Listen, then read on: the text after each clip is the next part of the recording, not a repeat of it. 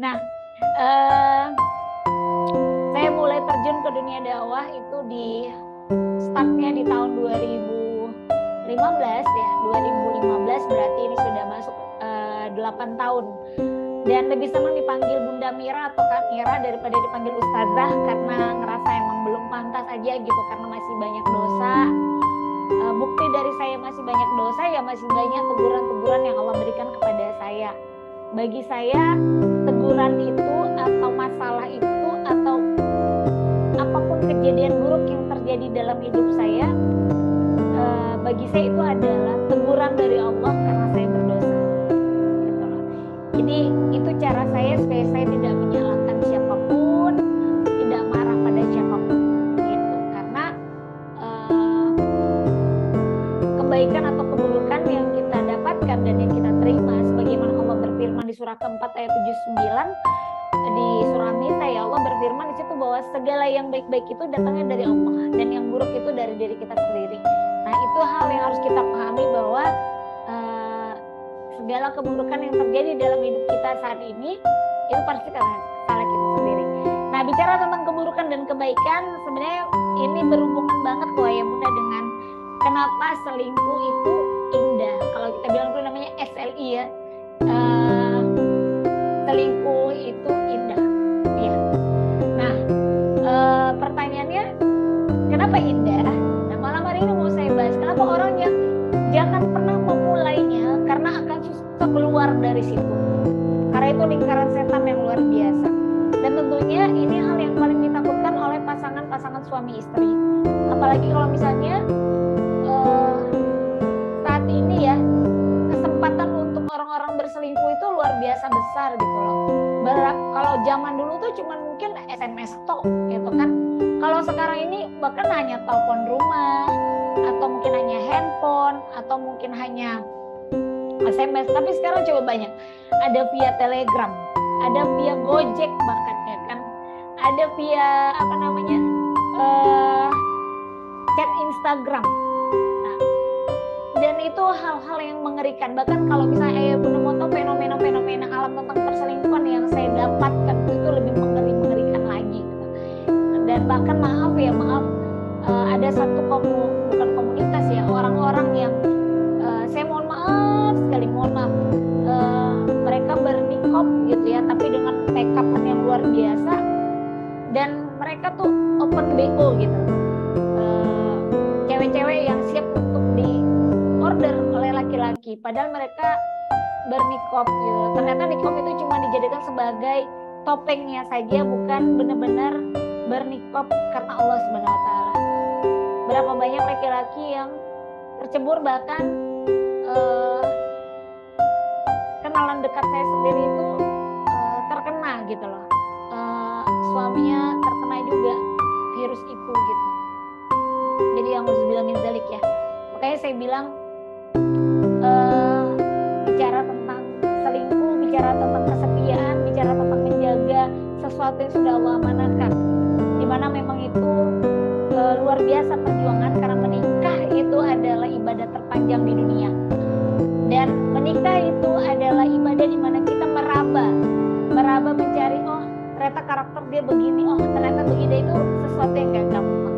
Oke, jadi malam hari ini saya melihat yang hadir malam hari ini bukan hanya anak-anak muda, tapi ada ayah bunda yang luar biasa yang tetap pengen belajar. Bahkan kemarin tuh sampai ada yang bilang kayak gini, wah Kak Mira gak amanah, janjinya mau live malam hari ini, tapi malah dibatalkan gitu ya. Masa saya live dalam keadaan saya menggetar gitu, begini-gini gitu kan. Dalam keadaan saya diinfus gitu, dalam keadaan saya dioksigen gitu. Saya live begini, gimana gitu loh ya bunda, kan gak mungkin aja ya. Emang gak ada suaranya ya? Ada. Kira-kira yang lain gimana, boleh saya bertanya? Suara saya jelas atau tidak? Jelas ya? Oke. Jelas ya? Oke, Masya Allah. Baik.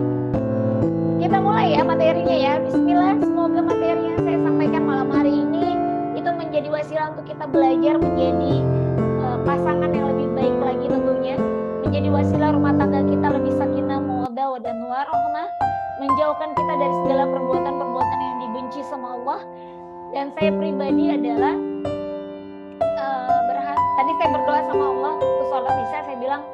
Allah materi malam hari ini berat sekali. Dan tolong ya Allah lindungi hamba, jangan sampai hamba menjadi pelaku atau bahkan korban ya. Karena memang menyampaikan itu tidak segampang yang dipikirkan gitu ya. Karena tentunya malam hari ini begitu banyak malaikat yang mungkin membersamai kita karena kita sedang membicarakan tentang menjadi hamba yang lebih baik di hadapan Allah.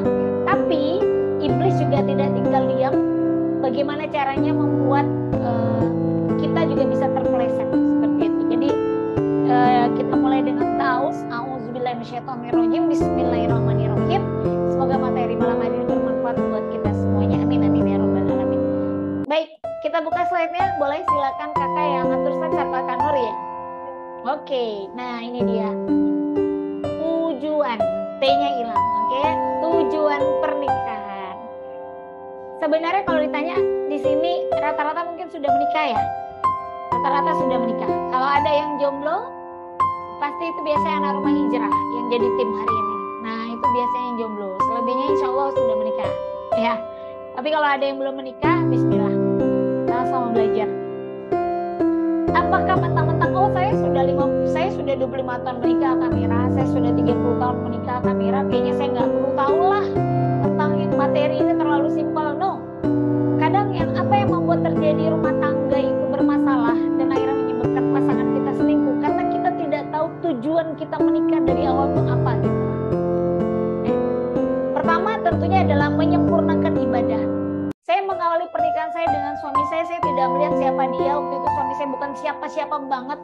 We are nothing, kita bukan siapa-siapa, belum menjadi pembicara. Bahkan kita memulai pernikahan kita dengan hutang, suami utang 200 juta, saya utang 2 miliar. Ya kan, kalau yang udah baca buku saya, buku Hijrah Action pasti tahu latar belakang saya seperti apa.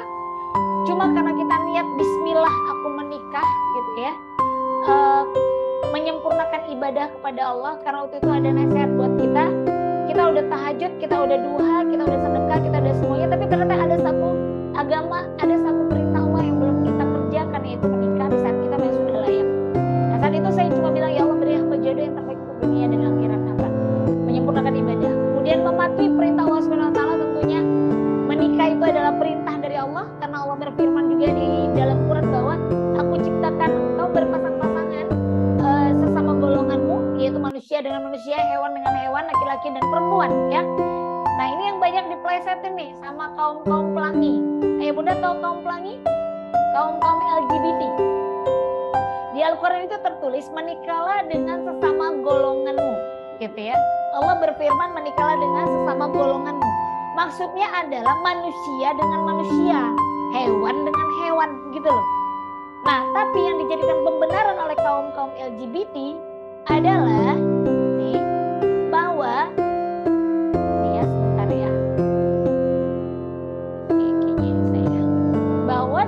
menikahlah dengan sesama golonganmu itu adalah laki-laki dengan laki-laki, perempuan dengan perempuan.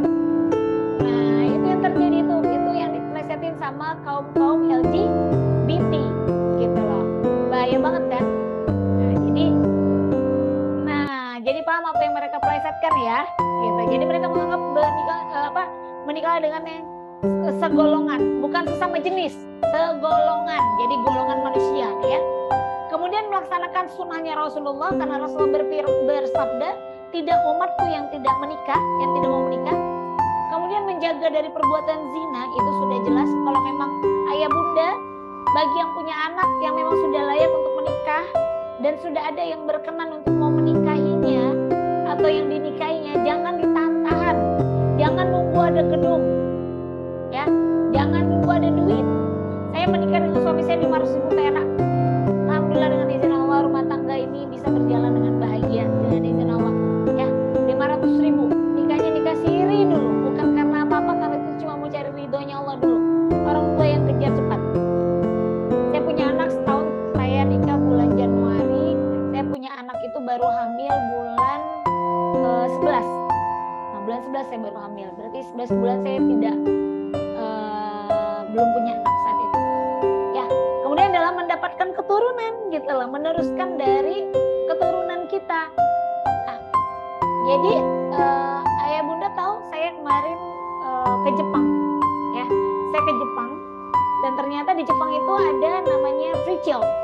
kehidupan yang tidak mau ada anak. Karena ternyata mereka itu adalah begitu usia mereka sudah 50 tahun ya, itu mereka sudah harus tinggal di mana namanya di panti jompo. Nah itu banyak orang-orang Indonesia yang menjaga di sana di panti jompo. Kemudian mereka juga dari kecil itu sudah dititipkan di penitipan. Jadi sekolah semuanya sesibuk itu mereka, sehingga mereka ngerasa bahwa buat apa punya anak kalau nanti aku udah tua juga bakal dititipin di panti jompo gitu loh. Buat apa punya anak tuh, aku juga nggak bisa punya waktu banyak buat anakku. Jadi kalau saya sampai kaget banget, itu ada stroller bayi itu ya, bagus-bagus banget ya, mahal-mahal di Jepang itu, warawiri di depan saya. Begitu saya lihat di dalamnya itu bukan anak bayi tapi anak anjing. Nah, mereka tuh piara anak-anak anjing yang lucu-lucu sekali. Digendong, disayang, pakai tas khusus, pakai stroller mahal. Jadi isinya bukan bayi tapi anak anjing. Sama mereka pakai boneka-boneka yang dikasih roh. Nah itu di Jepang. Bayangkan ya. Tujuan pernikahan padahal kan mendapatkan keturunan ya. Kemudian menciptakan keluarga yang samawa, sakinah mawaddah dan warahmah ya. Aku tutup kamera ya, boleh nggak? Terlalu banyak kamera di depan kakak sehingga ini sih ada, ya udah nggak apa-apa ini lupa. Udah aman. Kemudian memberikan kebahagiaan lahir dan batin. Itu kan tujuan pernikahan, untuk membuat kita bahagia lahir dan batin. Coba ya Bunda, ada nggak yang apakah menikah di situ cinta langsung dapat, atau mungkin ada yang pernah dicintai dulunya baru dapat pasangan yang sekarang? Ada nggak yang pernah ngerasa namanya patah hati? Iya kan? Tapi ternyata ketemu suami yang sekarang, ketemu istri yang sekarang malah membuat kebahagiaan lebih besar lahir dan batin. Dan saya adalah salah satu orang yang amat sangat mensyukuri ketika saya ditinggal kawin gitu loh. Awalnya sih ya hancur banget gitu, tapi ternyata ya Masya Allah, Allah berikan suami sekarang yang memang sesuai dengan maunya Allah dan suami yang saya butuhkan gitu ya. Dulu tuh saya suka bilang suami saya bukan suami yang saya inginkan tapi yang saya butuhkan. Tapi sekarang saya ingin mengatakan bahwa suami saya adalah suami yang paling saya inginkan dan yang paling saya butuhkan. Oke, baik. Nah, ini dia. Masuk kita ke materi berikutnya. Yaitu udah tahu ya tujuan pernikahan ya, Ayah Bunda ya. Nah, baik, kita masuk next. Nah, apa sih itu selingkuh? Nah, ini dia. Sebenarnya nggak perlu dijelaskan, semua orang juga tahu. Tapi kita mengambil secara garis besar apa itu selingkuh.